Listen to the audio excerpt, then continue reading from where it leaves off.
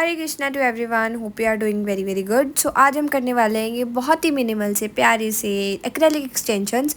सो आज की video beginners के लिए बहुत बहुत ही ज़्यादा हेल्पफुल होने वाली है। सो स्किप मत करना कोई भी पार्ट। हाँ, फास्ट करके देख सकते हो अगर आपको जल्दी देखनी है, लेकिन स्किप मत करना। कोई भी पार्ट स्किप हो गया तो आपको बहुत प्रॉब्लम आ सकती है।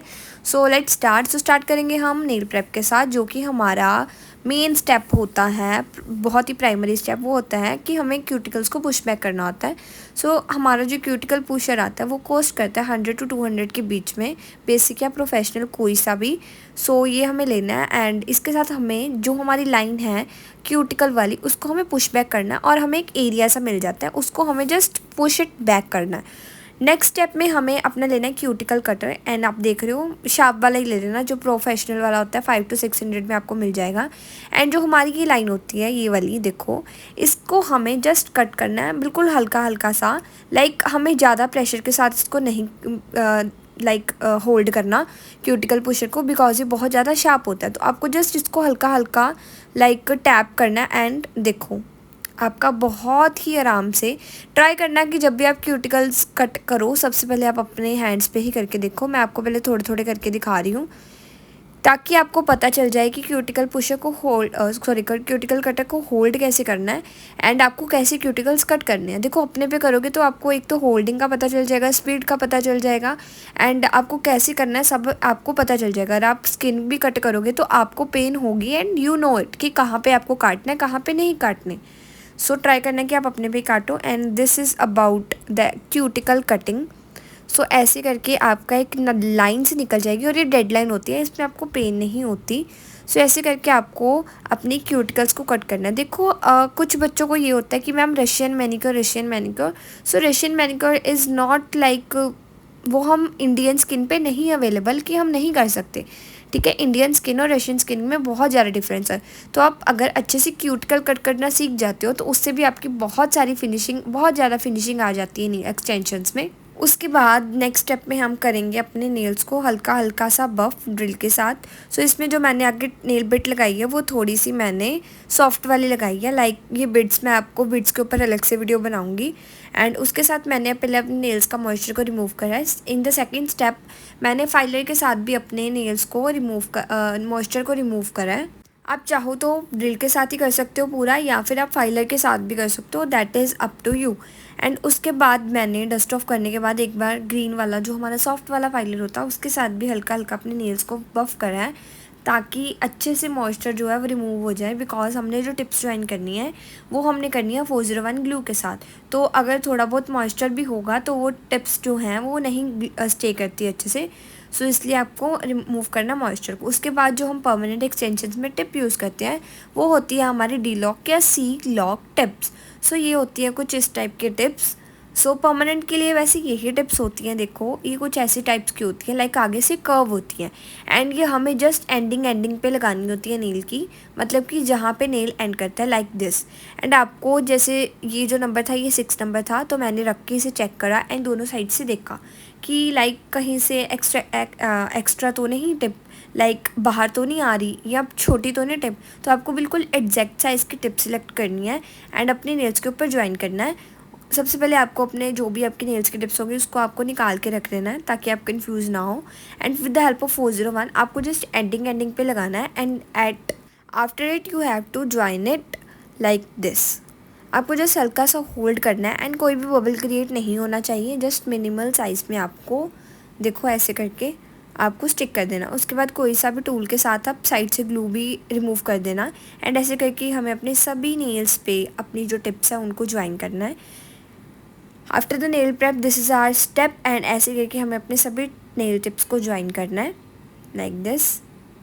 एंड इसके बाद हमारे पास होता है ये टिप कटर। सो देखो इसके साथ हम अब नेल कटर के साथ तो हम इतनी लंबी लंबी टिप्स को नहीं काट सकते ना, तो इसलिए हमारे पास होता है टिप कटर। तो जो स्क्रू वाली साइड होती है वो हमें अपनी साइड रखनी होती है एंड जैसे हम गन को यूज़ करते हैं ना, लाइक टॉय गन, तो वैसे ही हमें जस्ट ऐसे टैप करके एंड देन ये बड़े ईजिली कट हो जाएगा। लेंथ आप देख के चेक करके सभी फिंगर्स की, देन आप इक्वल ही रखना बिकॉज इक्वल ही एक हैंड की तो इक्वल ही होगी ना यार ऑब्वियसली।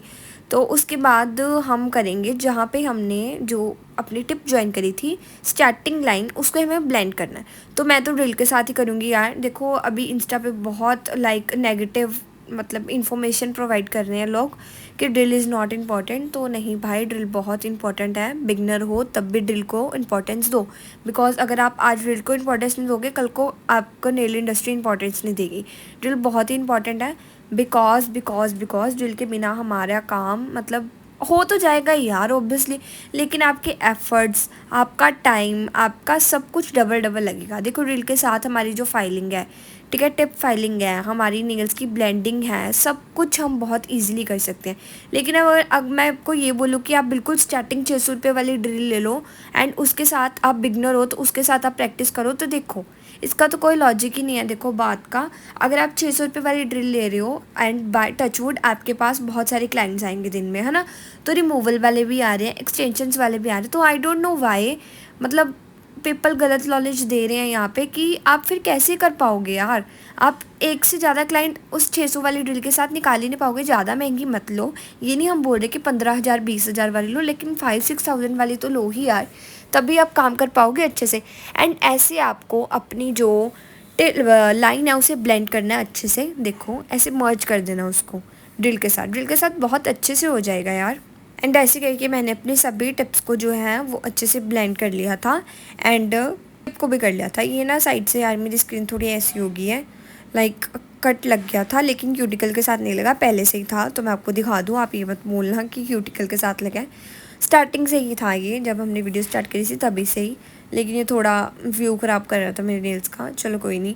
तो उसके बाद हम लगा रहे हैं यहाँ पे प्राइमर एंड डिहाइड्रेटर। सो पहले प्राइमर लगाना है, देन डिहाइड्रेटर लगाना है। जैसे मेकअप में प्राइमर होता है तो वैसे नेल्स में प्राइमर होता है आपके नेल्स को लॉन्ग लास्टिंग रखने के लिए। And after that we have to apply the dehydrator. इसको आपको लैप में क्योर नहीं करना होता, ये नेचुरली ही एयर ड्राई क्योर हो जाते हैं। ओके, सो डिहाइड्रेटर भी आपके नेल्स को, कई बार क्या होता है ड्रिल हमारे नेचुरल नेल्स पे लग जाती है ज़्यादा, या हम ज़्यादा फाइलिंग भी कर देते हैं, और कईयों के नेल्स वीक भी होते हैं। तो क्या है, ये आपके जो डिहाइड्रेटर है वो आपके जो नेल्स हैं उनको एक पीएच लेवल उनका मेंटेन रखता है, तो ज़्यादा आपके लाइक नेल्स को हार्म नहीं होता, अगर होता भी है तो ये ठीक कर देता है। तो डिहाइड्रेटर इसलिए इंपॉर्टेंट है, और प्राइमर तो है ही। उसके बाद गाइस जो हमारे आज का मेन टॉपिक है दैट इज़ मोनोमर्स। सो बहुत ही ट्रेंडिंग टॉपिक है, और 100% मैं गारंटीड से कह सकती हूँ कि बच्चे काम तो कर रहे हैं नेल्स का, लेकिन उन्हें नॉलेज नहीं है मोनोमर्स के बारे में, तो और जिन्हें है वो बात नहीं करते, आई डोंट नो वाई। सो आज हम मोनोमर्स के बारे में स्टार्टिंग से बात करेंगे। वीडियो लंबी हो जाए लेकिन बहुत ही यूज़फुल रहेगी आपके लिए 101%। So let's start our monomers की कहानी। ओके गाइस, सो मुझे नहीं पता आपको मोनोमर्स के बारे में कितना पता है, पता भी है या नहीं, लेकिन आज मैं आपको सब कुछ स्टार्टिंग से बताती हूँ। सो मोनोमर्स की जो ट्रुथ है वो ये इस टाइप का है कि इन 1957 देयर वाज अ डेंटिस्ट। एक डेंटिस्ट था जिसका कि नेल टूट जाता है काम करते करते, एंड ही थॉट दैट कि यार जिससे हम अपने टीथ बनाते हैं, अगर हम उससे अपना नेल भी बना के देखें। लाइक उसने कुछ सोचा नहीं था कि ऐसे नेल बन जाएगा या कुछ, लेकिन एक ट्राई करी थी उस डेंटिस्ट ने, and there was a great success, you know, वो नेल बहुत ही सक्सेसफुल रहा।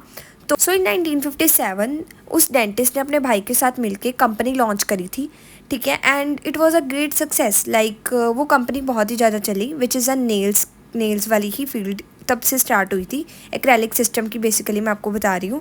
सो आफ्टर द 1957 जब उन्होंने ये कंपनी लॉन्च करी थी तो बहुत टाइम तक तो ऐसा हुआ था कि जो रिच पीपल थे वही नेल्स करवाते थे, ठीक है, because they are very expensive. और जो बहुत लाइक रिच होते थे और जो बहुत खर्चा अफोर्ड कर पाते थे वही सिर्फ नेल्स करवाते थे, ठीक है। और इन आफ्टर सम टाइम क्या हुआ था कि लाइक 1970s में FDA ये प्रूफ करती है कि जो MMA मोनोमर्स हैं वो हमारे इंटरनल ऑर्गन्स के लिए सही नहीं है। लाइक उससे बहुत सारी प्रॉब्लम्स हो सकती है, इरिटेशन, आइज इन्फेक्शंस, लीवर में प्रॉब्लम, इंटरनल प्रॉब्लम, इवन तक कि कैंसर्स भी हो सकता है, ठीक है। तो MMA मोनोमर्स को 1970 में बैन कर दिया गया था, एंड ये बोला गया था कि आज के बाद कोई भी कंपनी जो है वो MMA मोनोमर्स नहीं बनाएगी, बिकॉज इससे बहुत ज़्यादा हार्म हो गया था यार। एंड ऑल्सो उन्होंने ये भी बोल दिया था कि अगर कोई MMA मोनोमर्स बनाता हुआ या उसके साथ काम करता हुआ पकड़ा गया तो उसका लाइसेंस सीधा कैंसिल करा जाएगा।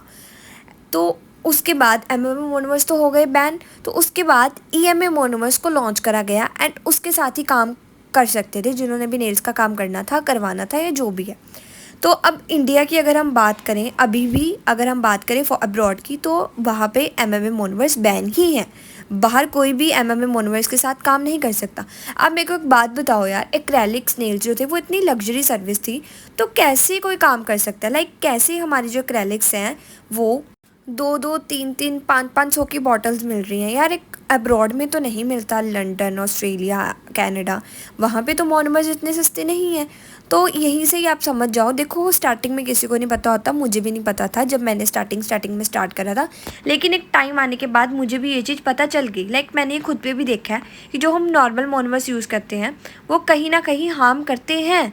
एंड जिन आर्टिस्ट को ये बात पता है वो मानते नहीं हैं, और जिनको पता है तो वो बस यही बोलते हैं कि ईएमए मोनोमर्स थोड़े महंगे होते हैं और एमएमए थोड़े सस्ते होते हैं। तो ये ऐसा नहीं है भाई, आपको आज नहीं पता चल रहा लेकिन आपको कल परसों को पता चल ही जाएगा। पता भी कैसे चलेगा? जब आपका थोड़ा बहुत हार्म होने लगेगा ना, तभी पता चलेगा।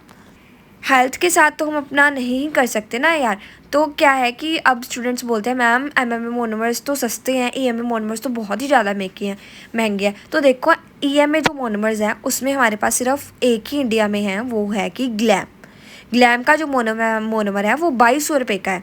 अब ईएमए मोनोमर्स शील्ड्स, कैमेलॉन, आईबीडी, पता नहीं कौन कौन से लल्लू पंजू ब्रांड आ गए हैं जो कि 300-300, 400-400 में मोनोमर्स बिक रहे हैं। तो ये एक बहुत ही हार्ड ट्रुथ है मोनोमर्स का, जो कि नेल इंडस्ट्री को बहुत ही गंदी तरह बर्बाद कर देगा। और स्टूडेंट जिनको पता है वो वेल एंड गुड, प्लीज़ इन पे वर्क करो और मोनोमर्स जो आप ईएमए यूज़ कर रहे हो वही यूज़ करो, एमएमए को बंद कर दो, क्योंकि क्लाइंट्स को भी हार्म होगा, आपको भी हार्म होगा। करने और कराने दोनों वाले के लिए ये ख़तरनाक है। देखो टू बी वेरी ऑनेस्ट, मुझे भी 1-2-3 ईयर्स पहले ये नहीं पता था जब मैंने स्टार्ट करा था, लेकिन जैसे ही मुझे पता चला मैंने सारे मोनोमर्स को फेंका अपने स्टूडियो में से। एंड थोड़े टाइम तक मैंने भी एक्रेलिक्स नेल्स जो है वो बंद कर दिए थे, बिकॉज मैंने ये देखना था कि हाँ इसमें वो वैसा हो रहा है कि नहीं। बिकॉज जब तक हम खुद टेस्ट ना करें हमें यकीन नहीं होता, because we are Indians you no.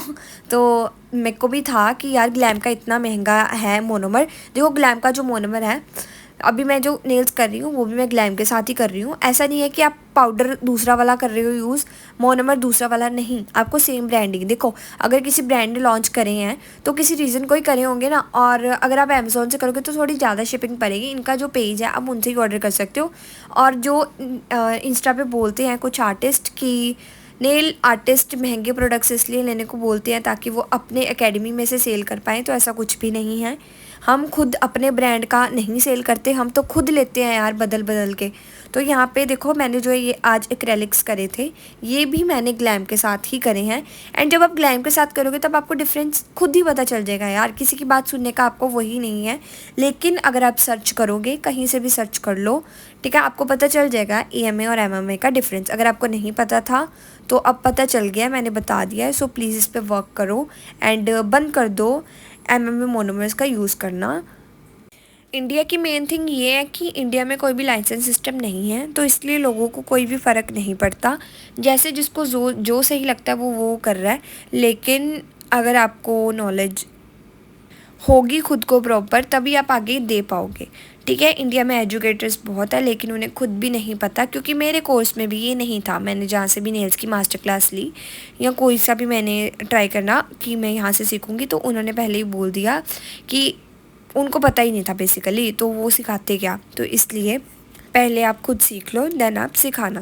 ठीक है, ऐसे ही आज की हमारी जो एप्लीकेशन है वो मैंने कुछ इस तरह करी है। ट्यूटोरियल बेसिकली एक्रेलिक का आज का मेरा मोटिव नहीं था। आज मैंने आपको सिर्फ एमएमए और ईएमए मोनोमर्स के बारे में बताना था। लेकिन अगर आपको एप्लीकेशन भी देखनी है तो आप थोड़ा सा रिवाइंड करके देख लेना। एंड बहुत ही ईजी थी। लाइक मैंने 8 नंबर ब्रश यूज़ करा था और ग्लैम के प्रोडक्ट्स तो यार है ही मस्त, बहुत ही ज़्यादा अच्छे वाले हैं। तो ऐसा नहीं है कि दूसरे वाले बेकार हैं, लेकिन अगर यार आपकी हेल्थ ही ख़राब कर रहे हैं तो क्या ही कह सकते हैं फिर। Okay, and if you are a beginner और आपको एक्रेलिक एप्लीकेशन करने में प्रॉब्लम आ रही है तो सबसे पहले आप 3 बीड्स का यूज़ करो सिर्फ, ठीक है। फर्स्ट बीड जो आपको रखनी है वो आपको free edge area, that is जो आपकी फेक टिप है उसके ऊपर आपको रखनी है। देन उन्हें अच्छे से ब्लेंड करना है। मोनोमर ज़्यादा नहीं होना चाहिए ब्रश में, ज़्यादा होगा तो बिट वाटरी होगी और आपसे संभाली नहीं जाएगी। सेकेंड बिट आपको लाइक मिड में रखनी है अपने नील के, एंड देन पहले उसको ऊपर से ब्लेंड करना है एंड देन नीचे को स्वाइप ऑफ करना है। सेट करना होता है बिट को, स्वाइप नहीं करना होता। आप सीधे रखते सारी खींच देते हो, नहीं, प्रोडक्ट को कभी भी खींचना नहीं है, पहले उसको रखना है, सेट करना है, देखो ऐसे ऊपर से, देन आपको नीचे से स्वाइप ऑफ कर देना। This is a right way to apply acrylic. So yeah guys, यहाँ पे हमारी एक्रेलिक एप्लीकेशन हो गई है बहुत ही प्यारी सी। सो ये थी हमारी एक्रेलिक्स। सो इसके बाद हमारा जो नेक्स्ट स्टेप है वो है नेल्स को हमें एक बार फाइल करना होता है लाइक रफ सा, बिकॉज अगर कोई डूज एंड डम्स रह गया तो वो रिमूव हो जाए, ताकि हमारी आगे आर्ट में कोई भी सी भी प्रॉब्लम ना आए। देखो अब यहाँ पर अगर आपकी एक्रेलिक एप्लीकेशन अच्छी हुई होगी, स्मूथ हुई होगी जैसे मेरी हुई है, तो आपका फाइलिंग में टाइम कम यूज़ होगा। अगर बहुत ही ज़्यादा ख़राब सी कर गया तो उतनी आपको फाइलिंग करनी होगी। उसके बाद आपको नेल्स को एक बार डस्ट ऑफ करके एसीटोन वाइप क्लीन कर लेना, बिकॉज इसके बाद हम करेंगे आर्ट। सो उसके लिए मैंने लिया है ब्राउन बेस कोट एंड इसकी एक रेगुलर सी कोट लगाएंगे। ओके, सो अब हम लगाएंगे इसका एक बेस कोट का रेगुलर सा कोट। सो बेस कोट हो, जेल कलर हो, जो भी आप लगा रहे हो उसका आपको फर्स्ट कोट बिल्कुल ही लाइट लगाना होता है, ताकि वो अच्छे से लैम्प में क्योर हो सके। देखो ये वाली जो नेल पेंट्स होती हैं ये हमारी नेचुरली क्योर नहीं होती, इसे हमें लैम्प में क्योर करना होता है। सो इसे हमें फर्स्ट लेयर जो होती है वो बहुत ही थिन लेयर लगानी होती है, ताकि वो अच्छे से स्टिक हो सके हमारी नेल्स के साथ। सो यहाँ पे मैंने फर्स्ट कोट लगा लिया है एंड अब हम इसे करेंगे फॉर द 99 सेकेंड्स क्योर। उसके बाद मैंने ये क्यूट सी एसेसरी ली थी एंड इसको विद हेल्प ऑफ 401 मैंने स्टिक करा लाइक दिस। एक डॉट ड्रॉप रखी ग्लू की एंड देन उसके ऊपर मैंने स्टिक कर दिया एंड इसे आपको बिल्कुल भी हिलाना नहीं है। एंड मैं देख रही थी कैसे लग रही है, अच्छी लग रही थी, बिकॉज जो हमारा वो कलर था वो बहुत ही मिनिमल है, लाइक लाइट है। उसके बाद एट लास्ट जितनी भी आपने आर्ट करनी होगी, सब कुछ करने के बाद आपको लगाना है shiny top coat. Shiny top coat के 2-3 फ़ायदे हैं। एक तो ये हमारे नेल्स को, नेल पेंट को, आर्ट को सील कर देता है एंड बहुत ही अच्छे से शाइन दे देता है। टॉप कोट 2 टाइप्स के होते हैं, एक मैट एक शाइनी। जो भी आप आर्ट कर रहे हो उसके अकॉर्डिंग हमारा टॉप कोट रहता है। शाइनी है तो shiny top coat, matte surface रखना है तो मैट टॉप कोट। एंड इसके बाद हमें इसे भी क्योर करना होता है इन द लैम्प फॉर 60 और 99 सेकेंड्स। सो या गाइज, ये थे हमारे आज के प्यारे से extensions. So hope you guys like it. और आज का मेन मोटिव था आपको EMA और MMA का डिफरेंस बताना।